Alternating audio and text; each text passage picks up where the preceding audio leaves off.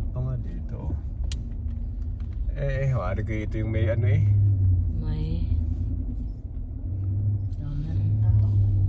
Dami na rin tao. Problema yung parking. Ang ganda magpa-picture Ano yan doon?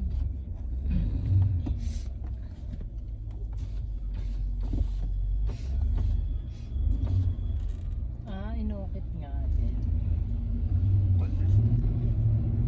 Taka nung isa. Napasan Sinalan lang. din talaga. Di ba? Malis na Hanging ito. garden. Okay.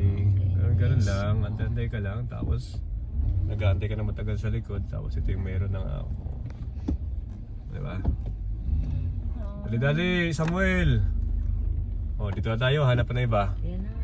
At walang parking na. Naglalakad ng mga